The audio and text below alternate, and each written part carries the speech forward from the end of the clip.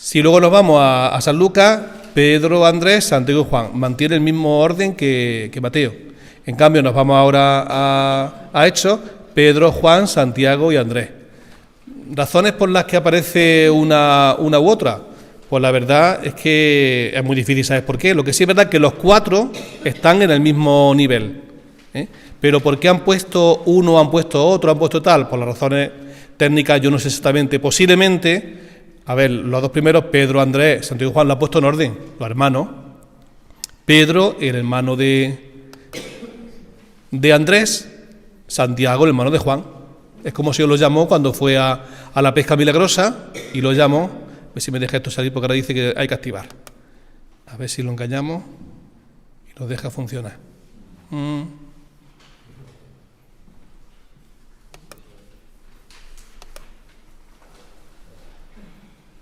La técnica también tiene su... Ahora sí, ¿no? Vale. Muy bien, pues estamos ya en vida y semblanza de los apóstoles. Empezamos entonces ya de forma ordenada. Personas que se acercaron a Jesús fueron muchas. El Señor estuvo siempre tratando con gente y ahora Santiago Guijarro, que es un biblista experto, un catedrático en la Pontificia de Salamanca, tiene mucho escrito sobre el Nuevo Testamento y sobre los evangelios en concreto y sobre todo los apóstoles, dice que hay 4 personas que se acercan a Jesús, 4 tipos de personas que se acercan a Jesús. La primera son los que lo dejan todo para seguirlo. Estos son probablemente los apóstoles, personas que dejan todo, dejan su trabajo, dejan su familia, dejan su vida anterior y se van tras el Señor. Luego hay un segundo grupo de gente que sigue al Señor, que son cercanos, pero no conviven con Él. Están cerca, van de vez en cuando, van a muchos momentos, son cercanos al Señor, pero no conviven. No hacen, que sepamos también que discípulos del Señor tuvo hombres y mujeres. Esto fue un poco novedoso y un poco escandaloso, pero hay mujeres que dejaron todo y se fueron con el Señor también. Hay discípulas, Por ejemplo, una de las más forofas fue María Magdalena, que está en todas las listas, por todos los sitios, ¿no? Otra fue su madre, la Virgen María, también acompañó a su hijo, ¿no? Y hay otras más, Salomé, las variedades de Clofá, en fin, luego lo veremos también un poquitillo eso. Luego están los que escuchan al Señor y lo acompañan, pero cuando les interesa, van a momentos, en algunos momentos. Y luego están los que solamente buscan un momento puntual, un favor, una ayuda, una necesidad. Si nos damos cuenta, de alguna forma es como pasa hoy en día, ¿no? También hay gente que lo va buscando, que está mucho más sigue al Señor mucho más de forma coherente o de forma comprometida, y otros que lo hacen simplemente esporádicamente. En San Juan aparece, he dicho antes que no hay lista de 12 de apóstoles, no tiene como tal una lista, pero sí que tiene mucha información sobre los apóstoles. Y información muy interesante que no nos dan los otros evangelios sinópticos. San Juan escribe su evangelio, el último de todos, es consciente de que faltan muchos datos en los otros evangelios, él tiene otras fuentes propias y entonces las completa. Luego, si os parece, os daré todo este material, si lo queréis tener, el PowerPoint, lo comparto en el PDF o incluso los apuntes que voy a tener también, que es un trabajo que también puede interesar. Bien, ¿qué dice San Juan, el Evangelio de San Juan?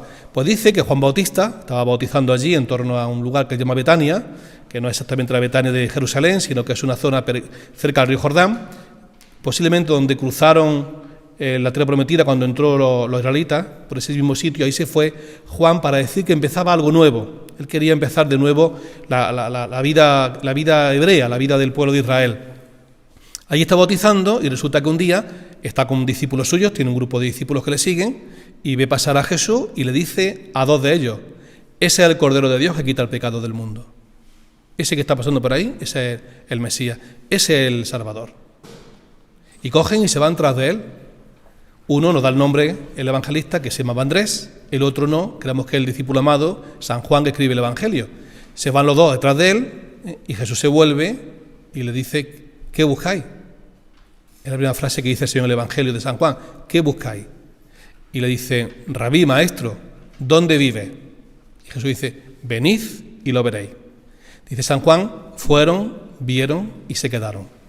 Ahí lo que se insiste es la importancia de que el Señor lleva la iniciativa y que hay que estar con Él. No basta con verlo, hay que convivir con Él. Fueron, vieron la experiencia y se quedaron. Al día siguiente Andrés se encuentra a su hermano Simón, que también estaba por allí con el Bautista, y le dice: Simón, que hemos encontrado al Mesías, y lo llevó. Jesús lo ve y dice: tú te vas a llamar Cefas, que es la misión que va a tener, piedra, tú vas a ser la piedra de mi comunidad. Ya se le pone el Señor la misión. Los motes que pone Jesús No son motes como estamos nosotros que le decimos, este es muy nervioso, este es muy no sé qué. No, son sobrenombres siempre en clave de misión. Tú vas a ser la piedra de mi comunidad. Una piedra complicada, pero una piedra. Después se encuentra Felipe, que también está por allí dando vueltas con el Bautista, y le dice, sígueme. Y Felipe era de Besaida, lo veremos, deja todo y se va con el Señor. Y Felipe va y le dice a Natanael, que hemos encontrado al Mesías, el que buscábamos lo hemos encontrado. Ven y verás. Dice, ¿pero quién? Jesús de Nazaret. De Nazaret puede salir algo bueno. Tú ven y verás. Y lo llevó, y cuando eso, también Jesús lo llamó a Natanael. Natanael tiene sus dificultades porque ve que Jesús es de Nazaret. Humanamente eso no tiene ni pies ni cabeza, y es verdad que no lo tiene, se esperaba otra cosa. Tiene que ser un rey, tiene que ser de una familia sacerdotal, una familia especial, un hombre como todos, tenemos una expectativa, y claro, rompía. Pero Jesús le dijo una cosa muy interesante, que luego la veremos más adelante, y le cambió un poco el plan a Natanael, de forma que se hizo su discípulo. Los sinópticos, Mateo y Marcos, nos dan la llamada de los, sobre todo, insiste mucho en la llamada de los pescadores. Son dos parejas de hermanos que están pescando, Pedro y Andrés. Venid en pos de mí y os haré pescadores de hombres. Y más adelante sigue, y está Santiago y Juan, dice, los llamó, dejaron a su padre Zebedeo en la barca con los jornaleros y se marcharon en pos de él. A mí siempre me ha llamado la atención mucho esta llamada que hace el Señor a estas personas, a estos pescadores, que dice que Jesús pasa por allí, un extraño, los llama y dice, veniros conmigo, haré pescadores de hombres, y dejan todo y se van con él. Y dice uno, hay que ver qué atractivo tenía el Señor, o qué poder tenía, o qué dominio, o qué magia, o qué, ¿no? Bueno, si hacemos caso a Juan Bautista y sabemos que ya estaban buscando esta gente, que Andrés y Simón ya estaban con el Bautista, es decir, era gente religiosa, digamos que estaban en otra hermandad, estaban en otra hermandad, pero estaban en el tema. Ahora están pescando, pasa Jesús, que ya lo han conocido, dice, veniros conmigo, y cogen y se van. Tiene más lógica, sabiendo la información de San Juan, de que ya han tenido un contacto previo con el Señor, pero no lo ha llamado todavía, ahora sí. Veniros conmigo, que ahora he pescado de hombres, y empieza su misión. Dejan todo y se van con él. Y lo mismo pasa con Juan y con Santiago, los Zebedeos. Hay también en la Escritura, antes de hablar de los 12, que es lo que voy a centrarme, un envío de los 72. Eso lo da solamente San Lucas. Ese número, 12 por 6, 72, está haciendo un poco la idea de que los discípulos de Jesús son el nuevo pueblo de Dios. Para los judíos el 12 es el pueblo de Dios, 12 tribus, 12 patriarcas, y Jesús está haciendo un pueblo nuevo, por eso tiene que ser 12 apóstoles, como luego veremos con Matías. Bien, ahí tenemos la primera lista, 12 apóstoles, tenemos Simón, Pedro, ¿vale? Eso está todo, siempre el primero, claro que no, eso no falla. Después está Andrés, daos cuenta que lo he puesto en rojo, Andrés de la segunda pasa a la cuarta y de la segunda pasa a la cuarta. Santiago está el tercero, pero aquí lo ponen el segundo y tal. Y Juan, el que más saltos da, está el cuarto, está el tercero, está el cuarto, está el segundo. ¿Razones por qué lo han puesto así? A ver, yo creo que lo más lógico es como lo ha hecho los dos primeros, o sea, el primero y el tercero, que son Mateo y Lucas. El orden normal es, primero llamo a Pedro y Andrés y después llamo a Santiago y Juan. Es lógico que estén así. Pero ya Marcos se desmarca de eso. Pedro, Santiago y Juan son un grupo especial. Esos tres, el Señor tenía con ellos una preferencia que no tiene con Andrés. Por eso lo pone el cuarto. Estos tres son los que van a estar en los momentos más importantes de Jesús. Jesús era muy humano. Nosotros muchas veces tenemos a Dios muy divinizado y nos olvidamos que Jesús era muy humano. Él tenía una persona a que va a dejarlo todo, que es Pedro. Es Pedro, ya lo dice, tú vas a ser la piedra. Pero luego tiene tres, un equipo de tres, que eso pasa también en las hermandades, pasa en las parroquias, son los tres íntimos con los que el Señor lleva aquello, ¿no? Sería un poco pues la junta directiva, la parte, ¿no? La parte de fuerte. Aquí era Pedro, Santiago y Juan. Esos tres discípulos van a estar cuando el Señor visita a la hija de Jairo. Solo dejó entrar a esos tres. Esos tres van a estar en el monte Tabor cuando el Señor se transfigura. Subí con estos tres. Y esos tres van a estar también cuando el Señor, en los momentos más duros de su vida, en Getsemaní, en la agonía, pide ayuda, pide consuelo, dice, velad y orad conmigo, velad y orad. Se lleva a estos tres allí ahora al huerto. Los otros 9 se quedan, bueno, Judas ha sabido ya, los otros se quedan en una cueva, que hay allí un molino, y estos tres se van con él al huerto. Y Jesús se para un poquito más, y va y viene. Simón, ¿no habéis podido velar? No se lo pide a los 11 que velen, se lo pide a estos tres. O sea que son los más íntimos. Por eso posiblemente, pues Pedro, Santiago, Juan, también Pedro, Juan y Santiago, está puesto en ese orden de preferencia del Señor, aunque Es verdad que el orden lógico fue Pedro, Andrés, Santiago y Juan. Luego tenemos el siguiente cuarteto, en el que Felipe es el quinto en todo. Lo vemos ahí, Felipe, muy importante también ese apóstol, del que los sinópticos no nos dicen nada más que el nombre, pero San Juan sí habla mucho de Felipe. Luego está Bartolomé en el siguiente lugar, Bartolomé. Aquí hay uno que lo pone el séptimo, que es Lucas, los 8 apóstoles. Luego tenemos Tomás, Mateo, ahí cambian, bailan un poco, pero van juntos también. Tomás y Mateo van juntos, aunque cambia el orden, ¿no? A veces está el séptimo Tomás, a veces está el octavo. Y luego el último cuarteto, que son ya los apóstoles menos conocidos, no voy a decir inferiores, está feo decir esos nombres, pero sí los que tienen menos perfil, ¿no? Que son Santiago el de Alfeo, que aparece en los 4 listas, el primero de ese cuarteto.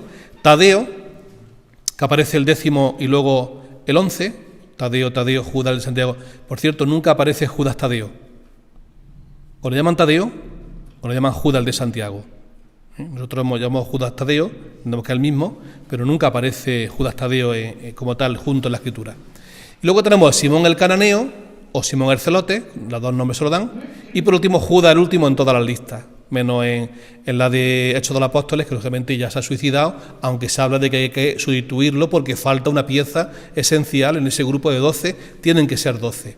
No porque se ha muerto, que luego se va a morir, van a matar a Santiago cuando le corta la cabeza el primero, rey Agripa II, ¿no? En el año 42, y no buscan a otro. Era porque era el grupo constitutivo y uno había fallado. Entonces estaba el grupo cojo. No es que tengan que estar siempre 12, sino que el original falló. Y por eso echan a suerte y tal. Bien, vamos a empezar un poquitillo. Este es el mapa del mundo en aquella época, las regiones más importantes. Aquí tenemos un poco donde la escena, ahí tenemos el mar Mediterráneo, aquí estaría pegando allí estaría donde está Palmira, a la izquierda está Jerusalén y Tierra Santa. O hay destacado ahí ciudades muy importantes. Frigia es una ciudad muy importante que la va a evangelizar San Pablo, y van a ir también muchos apóstoles a esa zona. Luego también Edesa es otra ciudad junto a Armenia, también otro país Babilonia, Persia y la India. Esto es interesante porque los apóstoles normalmente van todos para Oriente, no vienen a Occidente. Su ruta normal es oriental. Das cuenta que ellos están en un cruce de caravana, pero su ruta, nosotros lo vemos muy lejos en la India, ¿no? Pero van mucho a la India. Tomás, por ejemplo, estuvo en la India, tiene ahí la tumba en la India, ¿no? Y en esa zona de Babilonia, Mesopotamia, tiran mucho para allí. Solamente los más conocidos nuestros tiran para acá, que son San Pablo, el más conocido, que no era de los 12, pero ocupó su lugar, el lugar casi de uno de ellos. Pedro, lógicamente, que tira para acá. Andrés también, que muere en Grecia. Y Santiago, que muere en España. Ahí tenemos los viajes de San Pablo, para que veáis. San Pablo fue el gran evangelizador del Occidente. Hizo el primer viajecillo, que fue cortico. Se fue desde Seleucia, se fue a Chipre. De Chipre fue a Atalia. Ahí en Panfilia, hizo un pequeño por Galacia, tal y cual. Y luego se volvió a Antioquía, ¿no? Que es la sede. Segundo viaje ya va más lejos. Sube andando por arriba. Sube por arriba por Cilicia. Tira por Derbe, Iconio, ahí ha fundado comunidades, todo lo que se llama la Galacia, sigue para arriba a Asia, tal, y luego vaya a Grecia, desde Troa que es Troya, da salto a Filipos, Tesalónica, ahí funda comunidades, Atenas no tiene éxito, Corinto ahí sí, vuelve a Éfeso y para acá otra vez.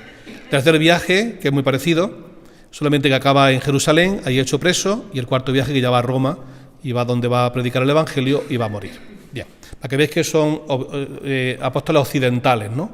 Entre ellos Pedro, sobre todo, que va a morir en Roma, Pablo, el gran Pablo y tal.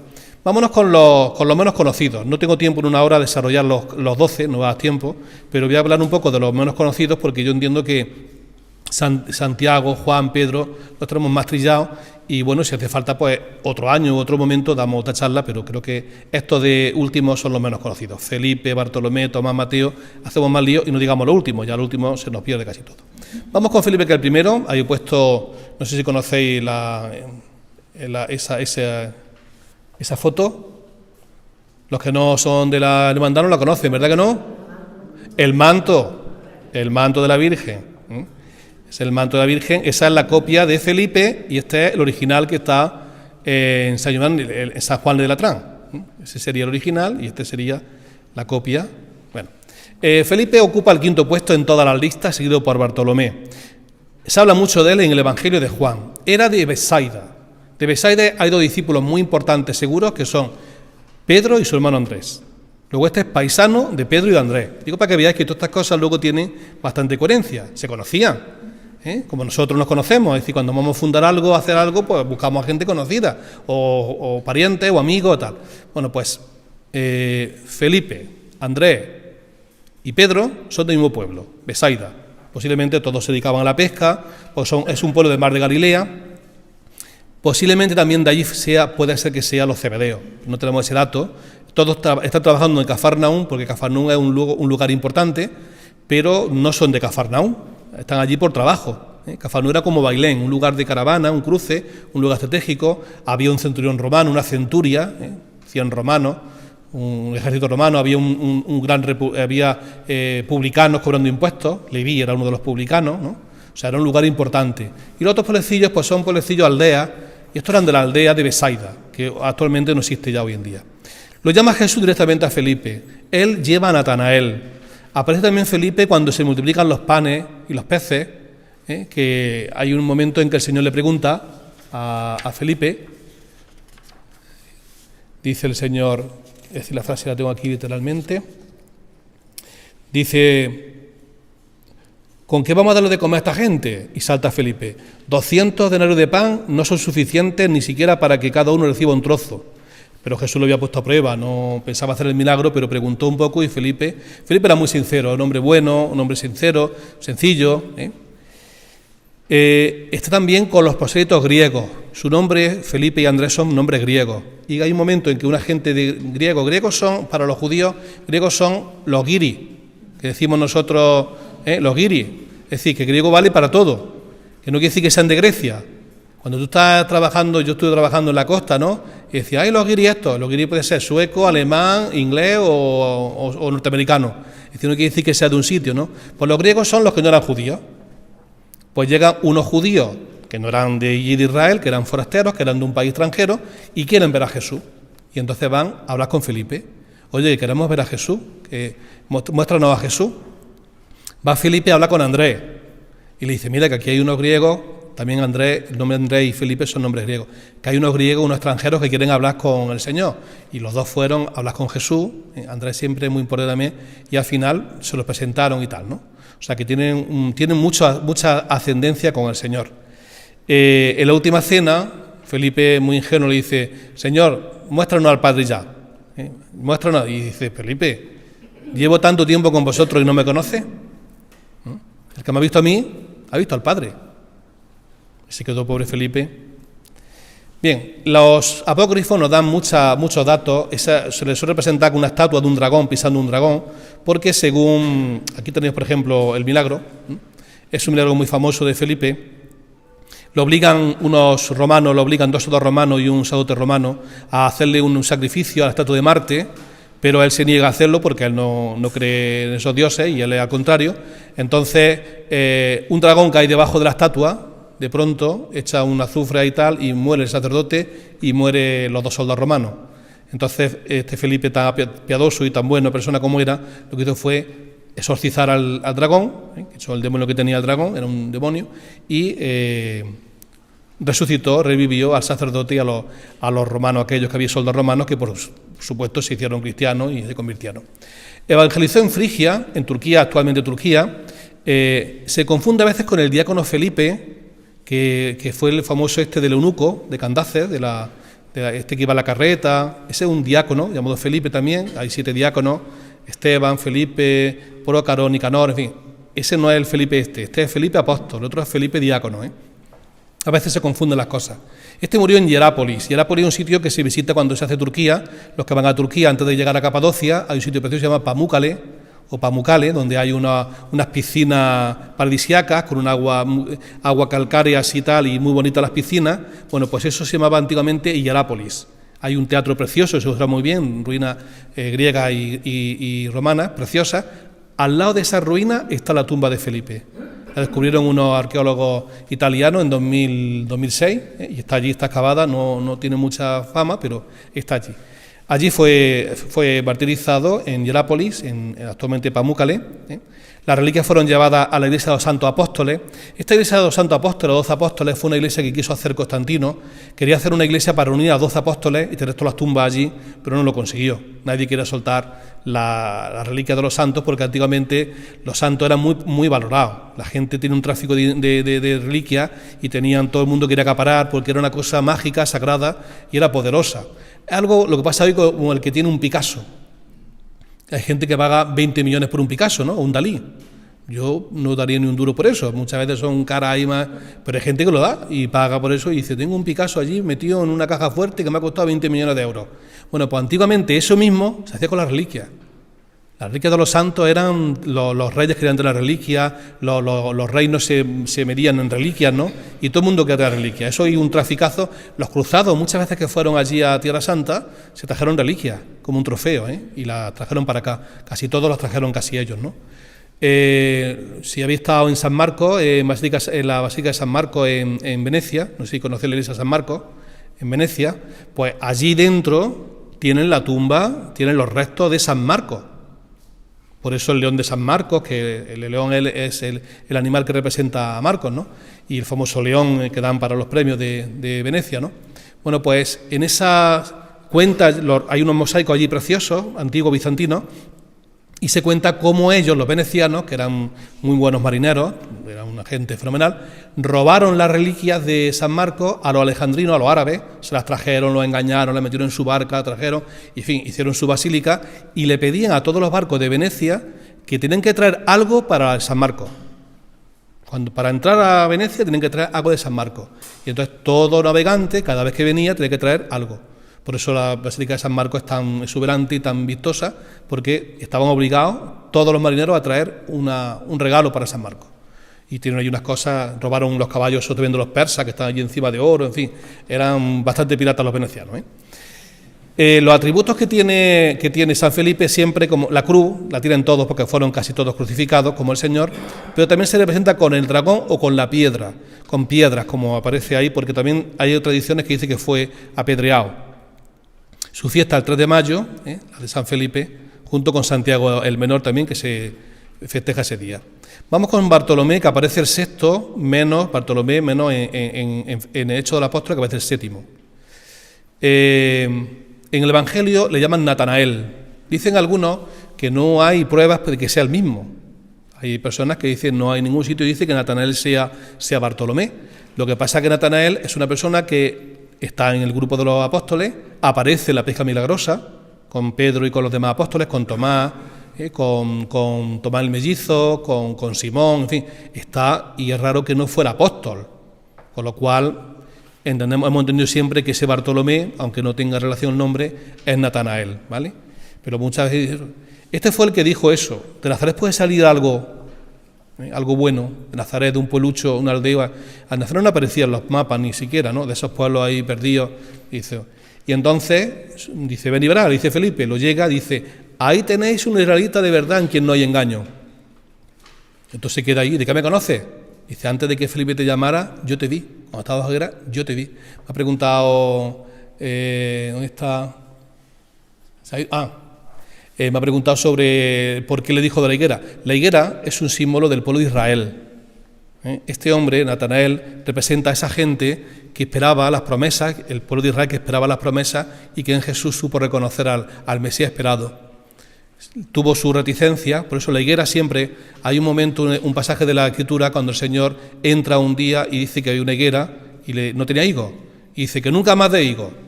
Y cuando salió estaba seca la higuera. Y que le ha hecho la higuera para eso, es una metáfora de que el pueblo de Israel está seco. La religión judía ya no da fruto, ¿vale? Entonces una de las metáforas más frecuentes es la higuera o la vid. Pues esa higuera sería el pueblo de Israel que está esperando, pero no termina eso, y Natanael representaría a ese resto de Israel que reconoce en Jesús el Mesías esperado. Al decirle que lo vio, le dice, tú eres el Hijo de Dios vivo, el Rey de Israel. Lo confiesa como Mesías esperado y como Hijo de Dios. Aparece también en la pesca de Natanael, esa de Pedro, cuando al final, la última aparición, Pedro dice, voy a pescar, dice, vamos contigo. Y va Natanael, el de Caná de Galilea, dice San Juan, fue también Tomás el mellizo, fueron otros discípulos más, y fue cuando San Juan también estaba por allí, y fue cuando no pescaron nada, estuvieron toda la noche pescando y no lograron nada, ¿no? Y entonces por la mañana llega el Señor, le dice, muchachos, ¿tenéis pescado? No hemos pescado nada, echad a la derecha tal, y la pesca milagrosa. Y estaba allí también Natanael. Luego hay una persona también cercana. Evangelizó en Arabia, en Mesopotamia, en la India, en Armenia. Armenia fue un país, igual que Etiopía, el primer país que se hizo cristiano, como país, Armenia. Etiopía también. O sea que eso se ve que lo de el eunuco aquel de Candace, de la reina Candace, llevó el Evangelio y fue de los países más cristianos hasta hoy, hasta hoy. Dicen que tiene unas cosas preciosas. Yo estoy deseando ir a Etiopía porque dice que tiene una iglesia antigua, rupestre, hasta primitiva, preciosa, excavada y tal, muy bonita. No estoy yo nunca allí. Fue martirizado por orden del rey Astiages porque, por ponerse con él, no hacerle caso, fue desollado y crucificado. Por eso aparece siempre, es muy hiriente, aparece con la piel desollado, y siempre eso ha dado mucho morbo. En la representación es el único apóstol que aparece que le quitaron la piel vivo, o sea, desollarlo vivo. Fue un sufrimiento, a veces siempre está atado y lo están desollando, y luego encima lo crucificaron. O sea, eran muy crueles antiguamente, hoy en día también somos, pero su reliquia está en Roma, en una iglesia que se llama San Bartolomé, que está en la isla Tiberina. Ahí está la reliquia de este San Bartolomé. Los atributos son el cuchillo, aparece con el cuchillo que le quitaron, que lo desollaron, y la piel suya que se la quitaron. Entonces aparece, la piel la lleva la mano, la piel. Hay una en la Capilla Sixtina, cuando está Miguel Ángel, presenta al Señor que está allí, ¿no?, en todo su poder, a mano izquierda tiene a Bartolomé con la piel, y en esa piel se pintó Miguel Ángel. Hay un otro retrato, se dieron cuenta, del siglo XIX se dieron cuenta de eso. Es un otro retrato suyo, en la piel de Bartolomé. La Capilla Sixtina. Su fiesta el 24 de agosto, para mí un día muy especial porque murió mi padre ese día, estaba yo en Capadocia, cuando me avisaron de la muerte, y lo entramos el 26, fue la noche del 24 al 25, murió esa noche. Y es patrón de toda la gente que trabaja con las pieles y también de la modista, como lleva la piel en la mano, pues también es su patrona. Ahí tenemos dos cuadros de famosos desollamientos, son muy típicas, es una muerte muy morbosa, una muerte muy que da mucho eso, desollándolo y tal, para que vieran lo que... Por cierto que aquí en Occidente gustaban mucho los mártires, eso era como muy machotes, como muy... nos gustaba eso. Tomás, el amigo del Señor también, vamos con Tomás, me recuerdo mucho a don Tomás de la Torre, que también era de esta hermandad, y decía eso, yo soy como Tomás, yo si no veo no creo, yo también muy incrédulo, decía, yo soy como Tomás. Bueno, aparece en el 7º o 8º puesto, habla mucho también de él el Evangelio de San Juan, aparece cuando dice, vamos a curar a Lázaro, dice, vamos también nosotros y muramos con él. O sea, mucha para adelante Tomás. Y en la última cena, es ese que es famoso, que lo leemos mucho en los entierros, que le dice, Señor, no sabes dónde vas, ¿cómo vas a saber el camino? Y Jesús dice, yo soy el camino, la verdad y la vida. Tomás es famoso sobre todo por su incredulidad. En la primera aparición no estaba, cuando estaba todos los discípulos reunidos, él no estaba. Yo digo decir que no fue a misa ese día, ¿no? Estaban todos reunidos, los 10, faltaba Tomás, y cuando vino, hemos visto al Señor. Él decía, yo no me lo creo. Si yo no meto el dedo, o sea, si no lo veo y no lo toco, o sea, no toco las llagas, meto el dedo, meto la mano, el dedo en la llaga y la mano en el costado, si no lo veo, no lo creo. A los 8 días sí estaba en misa, fue a misa ese día y se presentó al Señor, es como diciendo que cada 8 días viene Jesús, ¿no?, a la comunidad. Ese día sí estaba en misa y le dijo, Tomás, aquí están mis manos, trae tu dedo, aquí está mi costado, no seas incrédulo sino creyente. Y le dijo entonces esa frase, Señor mío y Dios mío, porque me has visto has creído, Tomás. Bienaventurados los que crean sin haber visto, ¿no? También está la aparición de la pesca milagrosa. Por cierto, le llaman siempre Tomás el mellizo. El mellizo, el dídimo, dice el Evangelio de San Juan, el mellizo o el gemelo. Orígenes comenta que como tiene doblez, por ahí tal. Parece ser que no, parece ser que es que algunos dicen que era muy parecido a Jesús. Hay varios discípulos que se parecían mucho a Jesús. También dicen que era muy parecido, esto lo hizo el apócrifo, Santiago el Menor era muy parecido a Jesús, y eso explicaría el beso de Judas, porque se podía confundir. Por eso dijo, para que sepáis quién es, al que yo bese, ese es prenderlo. No solamente fuera de noche. Esta es Caravaggio, la incluida de Tomás metiendo el dedo, no dice el Evangelio que lo metiera, pero los pintores pues siempre, ¿no? Caravaggio es precioso, con esa iluminación que tiene, siempre tiene zonas oscuras, veremos algunos ahora en Mateo, la luz la centra y te lleva la mirada a donde quiera el que vayas, ¿no? a eso. Siempre hay zonas oscuras y zonas muy iluminadas para que se centre muy bien la visión. Vamos con Tomás el Mellizo. Este es: evangeliza Siria, Edesa, Babilonia, India y China. Te llegó hasta China. Y luego, a la vuelta en India, pues allí lo matan atravesado en una lanza. Se le venera mucho en la India, está allí su tumba. Y normalmente aparece con una escuadra de arquitectos, porque según el apócrifo era arquitecto de profesión. Por eso veréis que lo que lleva en la mano es una escuadra de medir. También lo lleva en el de aquí. También lo lleva, ¿la veis? La escuadra, para tomar medidas. Ese es un poco el distintivo. A veces me aparece la lanza. La fiesta del 3 de julio y es patrón de los arquitectos, por eso mismo de que él también era arquitecto. Aquí se ve cómo lo matan con la lanza, el martirio de San Tomás, de Peti. Vamos con Mateo, Mateo el publicano. Nos encontramos que está en el octavo puesto, si puesto. La vocación de San Mateo lo cuentan todos los evangelios sinópticos. Lo que pasa es que Lucas le llama vocación de Leví.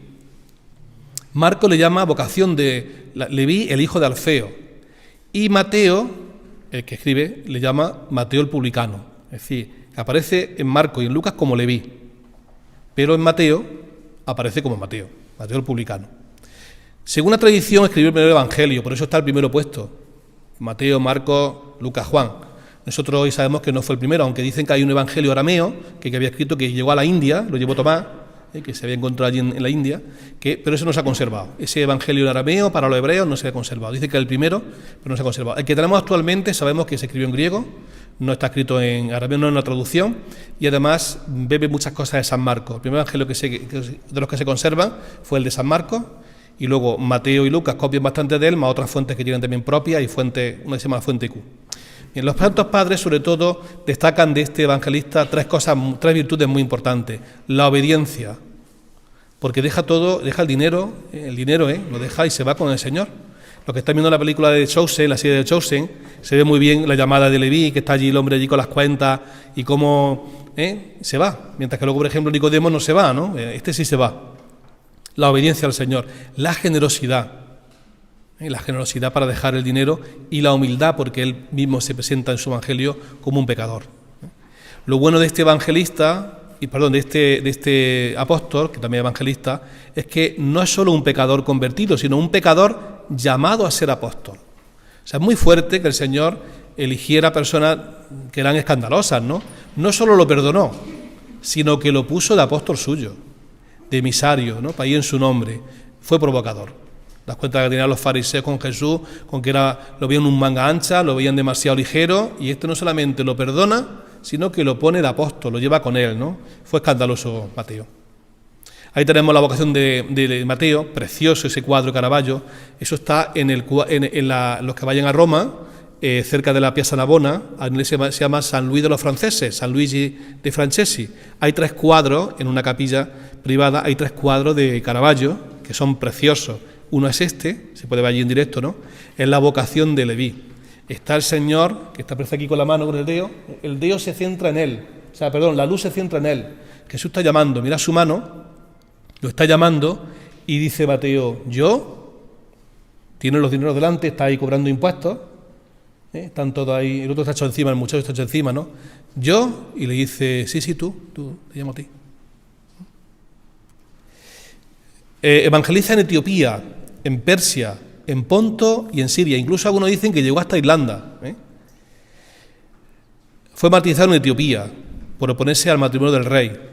Murió decapitado, lapidado o quemado. Se discute muchas veces. Los atributos suyos suelen ser el Evangelio. Como escribió el Evangelio, pues aparece con un Evangelio. Evangelista. A veces aparece como signo un hombre o un ángel, que lo representa a él. También a veces aparece el tema del dinero, o también un hacha o una alabarda, que fue como murió también, según eso fue con una alabarda. Eso era muy frecuente. Las alabardas son esas lanzas que tienen un hacha al final, que era muy típico en las películas. Su fecha es 21 de septiembre. El Papa Francisco es un gran enamorado de este hombre, de Mateo. Dice que este cuadro iba a verlo a él cuando estaba estudiando allí en Roma, iba a verlo siempre, y que a él le impactó muchísimo, y escogió su lema de ahí. Mirándolo lo amó. Mirándolo lo amó, y le impactó tanto eso, y cuenta él que él se convirtió mirando ese cuadro y que se confesó ahí en esa iglesia y fue su conversión. Otros dos cuadros que están también en la misma capilla son ese de San Mateo, inspirándole el ángel, inspirándole su evangelio, está escribiendo San Mateo, y otro el martirio de San Mateo también. Aparece en la misma capilla, son 3 cuadros que están todos juntos en esa iglesia de San Luigi. Vamos con los apóstoles menores o apóstoles que son un poco menos conocidos y tal, y son muy interesantes. Está Santiago el de Alfeo, aparece siempre así con el primero, el noveno. Está Tadeo, que también aparece como Judas el de Santiago. Está Simón el cananeo o Simón el celote, y está Judas Iscariote, que ese no tiene tampoco ninguna duda. Quiero hablar un poquitillo de las discípulas del Señor. Los evangelios nos presentan también discípulas que están junto a la cruz. Dice junto a la cruz, dice San Juan. Y lo tenéis puesto también, os lo he dejado ahí en el papel que os he dejado, viene puesto para que luego lo meditéis. Viene aquí los textos y aquí el cuadro. Los textos están aquí, al final. Dice San Juan, junto a la cruz de Jesús estaban su madre, la hermana de su madre, María de Cleofás y María la Magdalena. ¿Cuántas mujeres salen? 4, ¿no? Su madre, la hermana de su madre, María de Cleofás y María la Magdalena. Bien, vamos con San Marcos. San Marcos no nombra a la Virgen, pero sí a las 3 Marías. Había también unas mujeres que miraban desde lejos, entre ellas María la Magdalena, esas están todas las listas. María, la madre de Santiago el Menor y de José, y Salomé. San Mateo dice, había allí muchas mujeres que miraban desde lejos, aquellas que habían seguido a Jesús de Galilea, habían seguido a Jesús, eran seguidoras, eran discípulas, habían dejado también sus cosas, siguiendo con el Señor. Entre ellas María Magdalena, María, la madre de Santiago y José, y la madre de los hijos de Zebedeo. Bien, un autor muy famoso llamado Brown, que es un experto en San Juan, ha hecho este cuadro sinóptico. Ha comparado los 3 textos. San Lucas no da nada más que dice que las mujeres, había mujeres allí que habían comido de Galilea, pero no dice nombre. Luego lo aparece en la resurrección, pero no. Entonces dice él, su madre, no aparece nada más que en Juan, no aparece en Marcos y en Mateo. La hermana de su madre, que él identifica con Salomé, la madre de los Zebedeos. María de Cleofás, que sería la María, la madre de Santiago el Menor y de José, y María, madre de Santiago y de José también, y María Magdalena, ¿vale? Bueno, esto es una interpretación, no es definitiva, ni es la única. Hay quien dice que puede ser otra, los nombres coincidir y no tiene por qué ser exactamente así, que por ejemplo, María, la madre de Santiago el Menor o de Santiago y José, que muchos Santiago, pero le llama Santiago el Menor y José. Por cierto, luego después en la resurrección, cuando resucita, van las mujeres, en San Marcos, lo tenéis puesto ahí, dice, pasado el sábado, María Magdalena, María de Santiago y Salomé. María de Santiago, la madre de Santiago y de José, pero ya son la de Santiago, ¿vale? Según eso, ¿qué tendríamos? Pues que, ahora veréis, ahí hay uno, dice María, madre de Santiago y de José, María, madre de Santiago Menor y de José. Hay un texto por ahí que ha dado mucho que hablar, cuando le dicen, va a Nazaret, a su pueblo, y le piden que haga milagros. Dice, pero ¿no es su madre María y su hermano Santiago, José, Simón y Judas? ¿Suena eso? Cuando le dicen, ¿no son sus hermanos estos? Santiago, José, Simón y Judas. ¿No es este el carpintero, hijo de María, San Marcos, hermano de Santiago, José, Judas y Simón? Que ha dado mucho que hablar. Los protestantes cogen este texto para decir que la Virgen no era virgen, porque tiene más hermanos, Jesús. Bueno, la palabra hermano es pariente, es una palabra, hermano es todo lo que, como los patriarcas de los gitanos, todo lo que viene del abuelo es hermano, es compadre, es pariente, es primo, Pero daos cuenta que esos son los que estamos viendo ahora, Santiago, Simón y Judas. Mirad, Santiago, Simón y Judas. Santiago el de Alfeo, Simón el celote y Judas el de Santiago. ¿No? Faltaría uno. Faltaría en la lista José. Santiago, José, Simón y Judas. José. ¿Recordáis cuando echaron a suertes para ocupar el cargo de Judas? José, Barsabá, el justo y Matías. Y le tocó a Matías. Vamos, que son coincidencias, no quiere decir que sea exactamente. Pero daos cuenta que entonces Jesús habría elegido a sus primos como discípulos, no de los más importantes. Ya si hacemos caso a Abraham y vamos a que Salomé era la hermana de la madre, pues vamos ya entonces que los Zebedeos, Juan y Santiago, eran primos hermanos, por parte de madre, primo hermano de Jesús, y entendemos que su madre le diga, se plante y diga, quiero que a mi hijo los coloque en los mejores puestos. ¿Se entendería mejor? ¿No? ¿No lo dijo eso la madre, la Salomé? Quiero que a mi hijo los coloque en los mejores puestos. Cuando estaban llegando a Jerusalén, que estaban todos esperando el reino, ya va a llegar el reinado, va a llegar el rey, pues la madre lo llama, según unos fue la madre, según otros fueron ellos mismos, ¿no? Y los otros se indignaron y se pelearon y tal. Pero, daos cuenta, ¿y a quién le deja el Señor a su madre? A Juan, el Zebedeo. Sería su sobrino. Vamos, que son teorías, son hipótesis. Pues son bonitas, ¿no? Son teorías, no estamos hablando de que esto sea la Biblia, porque es verdad que dice autores, bueno, es que en aquella época hay muchos Santiago, hay muchos Juanes, no tiene por qué ser los mismos, puede ser que sean otros, pero bueno. Vamos entonces con Santiago el de Alfeo. Así se llama siempre, Santiago el de Alfeo. Santiago el de Alfeo sería Cleofás, que se puede teóricamente, sería el marido de María de Cleofás, porque lo de Cleofás puede ser también, lo de Cleofás puede ser su padre y tal. Parece que Cleofás y Alfeo son el mismo. Y sería la madre de estos 4 hijos que hemos dicho que son Santiago, Judas y Simón y José. Por lo tanto, no serían de la Virgen María, sino que serían de una pariente de la Virgen María, que también estaba discípula con Jesús y con la Virgen allí en el Calvario. Tiene lógica también, ¿no? Que Salomé, si es su hermana, y que María de Cleofás, que es pariente también, esté allí y haya dejado todo. La Virgen, hay mujeres piadosas que se han ido con... Yo creo que son cosas también curiosas, ¿no? A ver, que esto no es palabra de Dios, que esto son teorías, son hipótesis, pero que tienen mucha coherencia. Santiago evangeliza a los judíos en Jerusalén. Este se quedó en Jerusalén. Allí murió martirizado. Por cierto, que aparece mucho en la comunidad cristiana primitiva, aparece uno llamado Santiago el de Alfeo, que tiene mucho poder, mucha fuerza. Un hermano, dice, solamente vi a Santiago, el hermano de Jesús, el hermano del Señor, dice San Pablo, el hermano del Señor. Ese hermano del Señor sería este Santiago, el menor, que se queda de jefe, se queda de obispo, será el primer obispo que hay en eso. Evangelizó a los judíos en Jerusalén, murió martirizado allí en el año 62, según la tradición. Este hombre fue jefe de la iglesia de Jerusalén, fue obispo, apareció muchas veces todavía como obispo, y según la tradición era muy projudío, era bastante judaizante.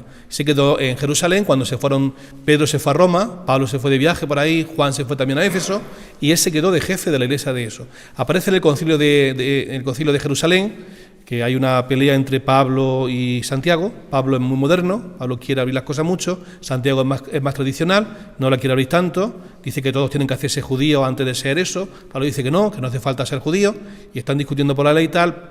Pedro está en el punto medio, y al final dice, bueno, pues entonces los dejamos, pero que hagan esto, o sea, que tiene un poder grande, ¿no? Y cuando baja Pablo varias veces a Jerusalén, dice, solamente vi allí, apóstol no vi ninguno, nada más que a Santiago, el hermano del Señor.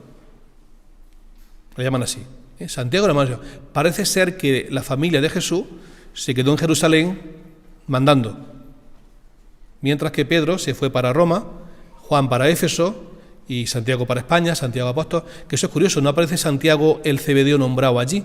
Dicen algunos, no es posible que Santiago le diera tiempo a venir a España y luego lo mataran en el 42. Sí es posible.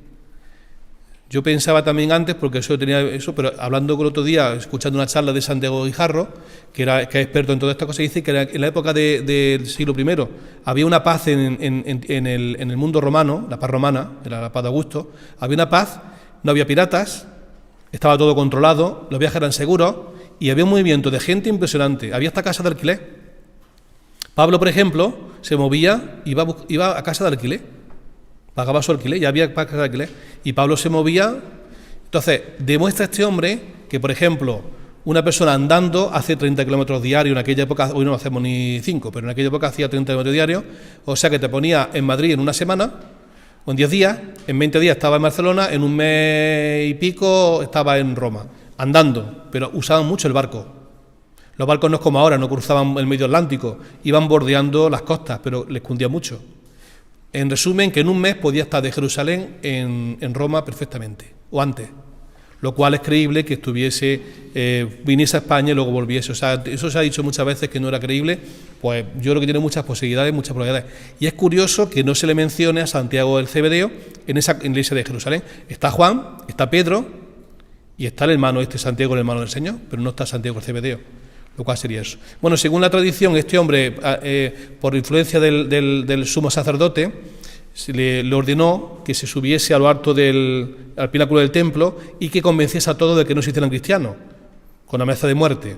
Él lo que hizo fue lo contrario, fue predicar más, que se hicieran cristianos, tal y cual. Le empujaron y al caer allí lo remataron cuando cayó, no se murió, pero lo remataron, y un batanero que iba por allí con un palo le dio, y por eso lo suelen representar con la maza esa del batanero. El batanero era lo que se usaba para la ropa, para darle la ropa, como si fuera ¿cómo se llama esto ahora? El centrifugado. El centrifugado entonces, porque era un palo allí para el batanero, pues con ese uno que hay por allí, por eso aparece siempre con esa imagen de una porra o un bastón fuerte de batanero.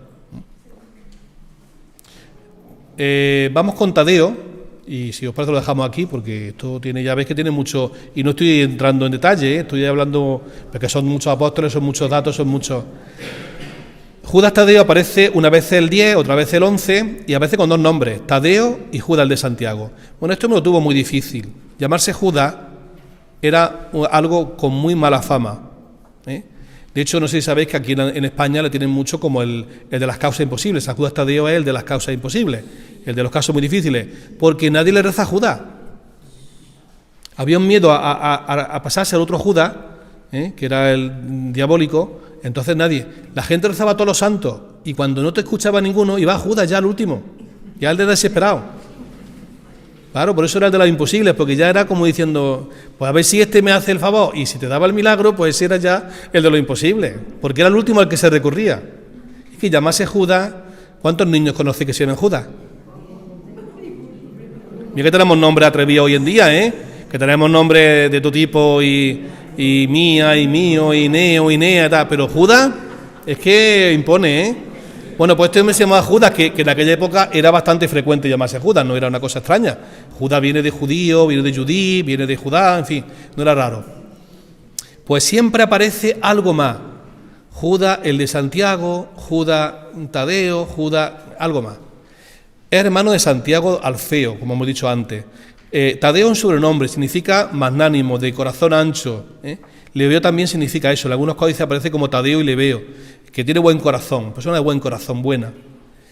Juan, cuando se va a referir a él, es curioso, San Juan, digo para que veáis el problema que tiene este hombre, dice, le dijo Judas, no el Iscariote, o sea, no el otro, no el malo, le dijo Judas, no el Iscariote, Señor, ¿qué ha sucedido para que te revele a nosotros y no al mundo? A lo que Jesús responde, el que me ama guardará mi palabra, y mi Padre lo amará, y vendremos a él y haremos morada en él. Un texto precioso el que le responde, vendremos a él, haremos morada en él. Pero le dice, y le dijo Judas, no el Iscariote. ¿Te das cuenta? Como siempre, el miedo a que... Bien, tiene una carta, la carta de Judas, que se empieza así, Judas, siervo de Jesucristo, hermano de Santiago. ¿Qué es Santiago? El menor. Santiago, el de Alfeo, y su hermano Judas Tadeo, ¿vale? Simón también sería el hermano, según eso que hemos dicho antes. Evangelizó en Palestina, en Siria, en Mesopotamia, fue bautizado en Edesa con un hacha o una alabarda. Este sí fue con la alabarda, por eso lleva esa lanza ahí, que es una más bien suele acabar en punta y en hacha, que es como lo hemos visto nosotros en las películas, ¿no? En punta, para defenderse con una lanza, pero en hacha para darle a un hachazo a uno, que era mejor que la lanza esa, por si se había que darle un hachazo. Imagina eso, 2 metros, el hachazo que le da al que sea, pues así murió el pobretico, en Edesa. Sus reliquias están en Reims, en Toulouse, en Francia. El culto es muy popular en Austria y en Polonia. En Polonia, los polacos, hay muchos Tadeos. Es muy frecuente el Tadeo, Judas no, pero Tadeo sí.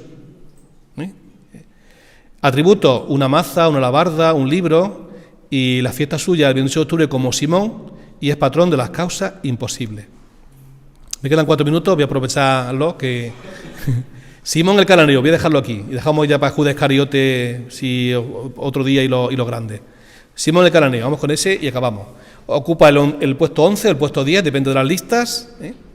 Simón el celote, celo por la ley y las tradiciones, y Simón el cananeo, del arameo Kenaná, piadoso, fanático. O sea, las dos cosas significan lo mismo. Cananeo no quiere decir que sea de Caná de Galilea, como algunos han entendido, el de Caná, así lo dice la Biblia nuestra oficial ahora, la dice así, no es eso el Caná, es el piadoso, el celote, el celoso. Otra cosa que se ha discutido mucho, Simón el celote, es que Jesús tenía celotes en su grupo de discípulos. Las últimas teorías que hay, las más recientes, es que los celotes surgen en los años 50-60, en la rebelión contra los romanos, que fue un desastre esa rebelión, porque los romanos arrasaron por completo Jerusalén, el templo y todo lo que había allí. Antes no había celotes. La última teoría es esa, o sea, siempre se ha estudiado los celotes y se ha dicho que Simón el celote podía ser tal, no. Parece ser que lo que significa celote es celoso, fanático. Eso sí se daba mucho, o sea, había gente muy fanática de su religión, un talibán, como era Pablo también. Pablo era una persona muy fanática de su religión, y este era pues un celote, una persona celosa. Cananeo significa lo mismo, piadoso, fanático. ¿No es este el carpintero, el hijo de María, hermano de Santiago, José, Judas y Simón? Ahí tenemos otra vez los tres hermanos, Santiago, Judas y Simón, que son los que estamos viendo lo último, el 9, 10 y 11. También podría ser, hablan de un Simeón, hermano del Señor, que estuvo gobernando después de Santiago el menor, el Santiago el hermano del Señor, que estuvo de obispo hasta el 62 y él seguirá después, pero parece ser que no. Este evangelizó Egipto, Persia, junto a Judas, fue con Judas. Los dos murieron juntos. A Judas lo mataron con la alabarda, como hemos visto antes, y a este lo cerraron vivo, lo cerraron con una sierra. Por eso aparece ahí con la sierra, que lo hemos visto aquí también, ¿la veis la sierra? Su fiesta es el 28 de octubre, como la de Judas, y es patrón de los serradores y de los curtidores. Los dejamos aquí porque ahora nos quedaría Judas, y Judas da para mucho. Judas da para también un buen rato de charlar. Ahí tenemos a Judas, casi muy representado, las monedas, en fin. Los dejamos para otro momento, nos quedaría Judas y nos quedarían los cuatro primeros, que son los mayores, que también tienen para otra charla. Por eso no me he dado tiempo a darlo todo, he dado lo que he podido y la introducción, y si os parece otro momento, cuando ya, pues a lo mejor en Navidad o en octubre o el año que viene, me da igual, pues continuamos y terminamos el ese. Aunque muchas gracias por vuestra atención y continuará. Bueno, ¿alguna pregunta, alguna duda, alguna aclaración, algún comentario, alguna cosa que queráis decir? Si tenéis alguna...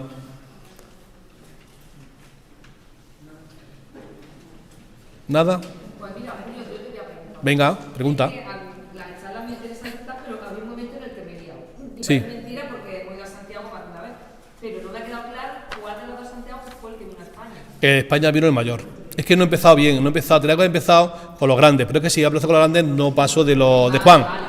He empezado por los chicos. Este Santiago el menor se quedó toda su vida en Jerusalén y murió allí mártir. Tiene allí la tumba y murió allí. Se quedó de jefe en Jerusalén, pero el que vino a España es Santiago el Cebedeo, el hermano de Juan, que vino a España. Hay un refrán muy bonito que todo el año lo dice Diego, que dice que el Señor tuvo tres discípulos favoritos, ¿es verdad? Pedro, Santiago y Juan. A cada uno le dio lo que más quería el Señor. A Pedro su iglesia, a Juan su madre y a Santiago España. Eso es un refrán, es verdad, es muy... La iglesia que vemos aquí en Santiago cuando vamos es la que hay, la vocacional de... Claro, según Santiago es que no habla todavía de él, no de hablar porque eso ya los cuatro primeros no lo he tocado. O sea, habría que tocar ahora, es que he empezado por el final, por el quinto, pero... Sí, porque quiero decir, porque no estaba allí. Cuando va Pablo, saluda a Juan, saluda a Pedro y a Santiago, el hermano del Señor, pero no a Santiago, que luego se aparece asesinado después. Estos son los que no he tocado. Mira, esos cuatro no he tocado. Ahí me quedaría Judas, Iscariote y esos cuatro para otra charla. Es que da para otra hora. ¿Vale? Entonces, en resumen, de Santiago, ¿qué podemos decir? Santiago era de los íntimos del Señor, está en los momentos más importantes con el trío ese que es más cercano, el hijo de Cebedeo y de Salomé, hermano de Juan, el evangelista, y Santiago, bueno, en los evangelios aparece, en los apóstoles aparece que el año 42 Herodes Agripa quiso hacer una limpia, le molestaba y mató a Santiago, el mayor que le llaman, o el Cebedeo, y encarceló a Pedro.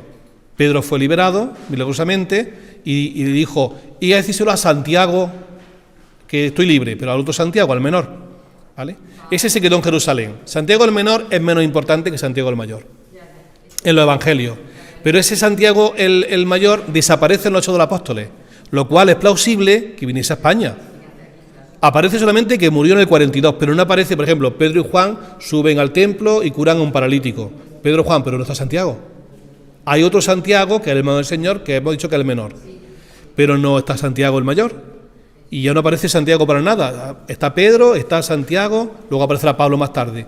Pedro y Juan, pero no está Santiago. Santiago yo creo que es plausible que estuviese en España y luego volviera y lo mataran y luego sus discípulos trajeran los restos de alguna forma allí a Compostela.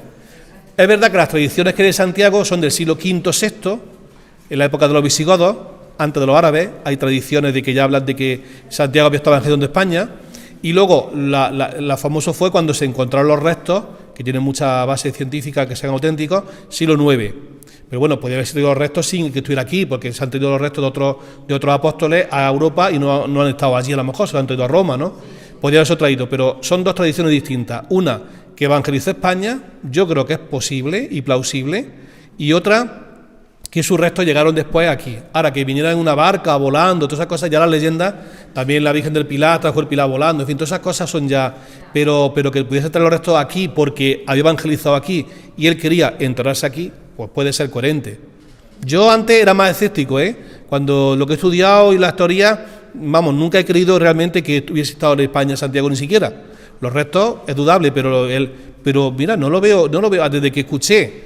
Yo es que pensé, como antiguamente nos dijeron que para recorrer el mundo se tardaba años y años, que por lo visto la gente volaba, se movía muchísimo. Sobre todo porque había paz, cuando había piratas, cuando había guerra, todo eso no, pero como en la época esa de los romanos, el siglo I, por eso se entendió el cristianismo como la pólvora, porque había mucha paz, la gente se movía muchísimo, mucho comercio y mucho. Y para arriba para abajo, y eso llevó el cristianismo. O sea, nosotros nos han contado un poco de forma idílica que los 12 apóstoles fueron allí, no dieron abasto. Hubo muchísima gente evangelizando, hombres, mujeres, matrimonios, Pablo por un lado, lo otro, cada uno. Ellos también hicieron lo suyo, pero no fueron los únicos. El tema es muy bonito, muy apasionante, porque además son personas que han estado cerca del Señor, que han dado su vida por Él, que lo han seguido, y bueno, yo creo que es interesante conocer un poco de estas personas que son modelos para nosotros, ¿no? Y más aquí que en esta hermandad que las tiene puesto en el altar presidiendo, que conozcamos. Sería bonito a lo mejor hacer en la página web de la hermandad, pues con la imagen de cada uno, una pequeña biografía de cada uno, de un poco de lo esencial, para que la gente lo conozca. ¿Si os parece? ¿Estamos bien? Pues nada, muchas gracias. Me están llamando ya a que ahora la misa. Corta.